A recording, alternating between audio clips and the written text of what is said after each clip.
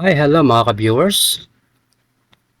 Welcome back sa ating YouTube channel.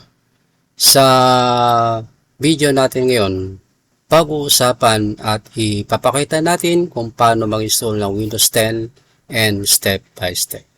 Pero bago lahat, so kung bago ka pa lang dito sa ating YouTube channel, huwag kalimutan mag-like, mag-share, and subscribe para support sa ating YouTube channel. So this is a video designed para sa mga grade 11 student ng Systems Plus Computer College and how to install Windows 10 operating system. Okay? So gaya na sabi ko kanina guys, pag-usapan natin yung paano mag-install ng Windows 10. Kung bago ka sa pang-install ng operating system, don't worry. I-explain natin ito ng simple and easy to follow way. Okay? Pero bago tayo magsimula, make sure na meron tayong Windows 10 installation USB na compatible na computer at importanteng naka-backup ang mga files natin. So guys, sa installation, dapat titingnan nyo muna yung specs ng computer natin kung compatible ba siya na lalagyan ng Windows 10 or Windows 11. So pag sinabi natin Windows 10, Windows 11, dapat at least naka 8 GB yung memory or dapat pwede siya naka i5, naka i7, no? So hindi pwede yung 4 GB lang maglalagay tayo ng Windows 10. Okay? So kung ready na kayo guys, so let's get started. Okay, so step number 1, prepare Windows 11 USB. Okay? So first, kailangan natin ng bootable Windows 10 USB flash drive. So, ang gagawin natin yan, i-insert natin dun sa USB port ng computer. Okay. So, make sure na ang importanteng file sa computer ay naka-backup dahil may mga installation options na maaari mag-delete ng mga existing data. Okay. So, kasi i-reformat natin yung drive C. Then, kung meron ka mga file sa desktop, consider niya as drive C. So, kailangan i-backup yan, kukopya natin, dinalagay natin dito sa drive D. Okay? Then, step number 2, enter boot menu or BIOS or UEFI. Okay? So, kailangan natin i-boot ang computer gamit ang USB. So, restart natin yung computer habang nagbo-boot, pipindutin natin yung specified key para sa makapasok tayo sa boot menu or BIOS/UEFI. Depende sa motherboard or computer manufacturer, maaaring gamitin yung F12, F11, F2, delete or iba bang key. No? So, piliin ng USB flash drive bilang boot device. So, kung makita natin dito sa ating screen, pero siyang main, advanced, security, boot, and exit. So, punta tayo doon sa boot priority. Dapat naka-first boot yung ating flash drive. No? So, once na naka-first boot, naka-second boot yung, yung hard disk drive or drive C. Then, press natin yung F10. Then, enter. Then, saka yung, mangyayari yan, magre-restart. Okay? So, babasahin ngayon niya yung laman ng flash drive. Okay? Then, Windows setup. Kapag successful ang booting guys, lalabas na yung Windows setup screen. Dito, pipili tayo ng language to install. Siyempre, English, time and currency format. And we have the keyboard or input method. So, after selecting yung prepared setting, then click natin yung next. Then, click install now. Okay? So, after that, yung tinatawag natin na Windows activation. So, ihingi ang Windows ng product key. No? Kung meron kang valid Windows 10 product key, so enter it. Then, kung wala kang product key at eligible yung device mo for digital activation, maaari mo piliin ang option na I don't have a product key. Then, continue with the installation. Okay.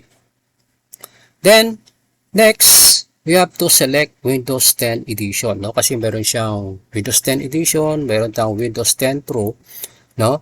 So, ibig sabihin may option na pumili ka ng Windows Edition, no? Select Edition and match your license. For example, Windows 10 Home Edition or Windows 11 Pro. Then, saka natin mag-click yung next. Okay? So after nito, yung tinatawag natin na Windows desktop. Okay, or yung tinatawag natin na license term kanina, no? So meron tayong license term. So if you are agree, click the checkbox for I accept the Microsoft software license term. Then click natin yung next. After nito guys, yung which type of installation you want. Yung upgrade, install Windows in key file setting and the application. Okay, ginagamit kung gusto mong panatilihin yung compatible files, application at settings. Yung custom naman is installation Windows only, no? Ginagamit para sa clean installation. So kung ang purpose natin ay fresh or clean installation, so piliin natin yung custom and install Windows only. Pero attention mga ka-viewers, be careful dito guys dahil ang maling pagpili ng partition ay mari mag-delete ng mga important files. Okay? So, ibig sabihin yan, dapat alam mo kung ano yung i-reformat mo. Kung ano yung gusto mong tawag dyan, panibagong operating system. Okay? So, halimbawa, pumasok tayo sa drive partition. So, makita natin ngayon no, available drives in partition. Kung clean installation ang gagawin, kailangan nating piliin yung tamang target partitions. Important reminder guys, huwag basta mag-delete or mag-format ng partitions kung hindi ka sigurado kung ano yung laman dito guys. Kung may important files, stop muna and make sure na mayroon kang backup. So once ready, select the correct installation location and click natin yung next. So kung may mga kliyente ka, tatanungin muna kung ano yung mga gusto mong partition. Ito ba i-reformat lahat, yung drive C or drive D. Pero pag sinabi ng mga kliyente mo, yung customers mo is drive C only, yun lang yung dapat mong i-reformat.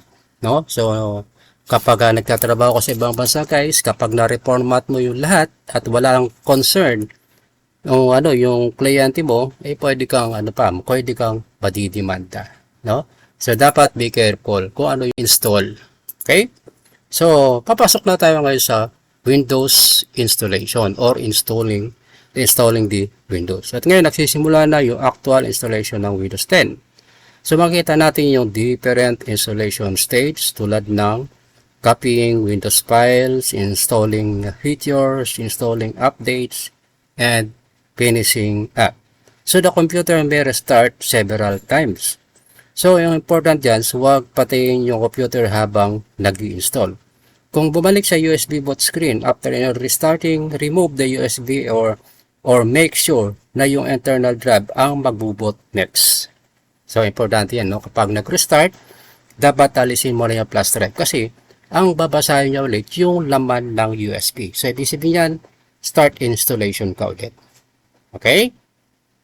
Then we have the next, the Windows initial setup. Okay? Initial setup, After installation, pupunta tayo sa Windows 10 initial setup. Piliin yung country or region. Okay? Then choose your keyboard layout, connect your network if required. Follow the instruction to sign in with Microsoft account or use the available accounts setup option. Then we have the privacy settings, Yung privacy settings, yung next window will show the different privacy settings, Review natin yung bawat bawat setting carefully. So you can choose the option that match your privacy and use the preference. So continue with the setup. Okay. So ngayon, tinatawag natin after ng installation yan, makikita natin yung tinatawag natin na congratulations, congratulations. Kapag nakita na natin yung Windows 10 desktop, ibig sabihin niya successful na yung ating basic installation. Pero siyempre, kailangan pa rin natin i-install yung mga drivers, yung mga updates, and yung mga drivers ng sound card, yung video card, tsaka yung mga install yung mga importance application. Okay, then final check. Okay. Test natin yung keyboard, mouse, display, internet connection. Make sure na walang error sa mga device manager.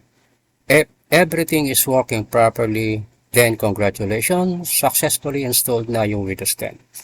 And that's it mga ka-viewers. Yan yung mga step-by-step process kung paano mag-install yung Windows 10. Remember, bago gumawa ng clean installation, always back up your important files and make sure na compatible yung computer sa Windows 10.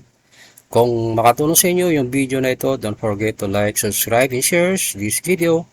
Check the notification bell para updated kayo sa mga bago nating tutorial tungkol sa computer, programming, networking, electronics, at information technology. So once again, this is your Prof. Bunny saying, learn technology, practice safely, and keep exploring. See you on my next video. So bye-bye.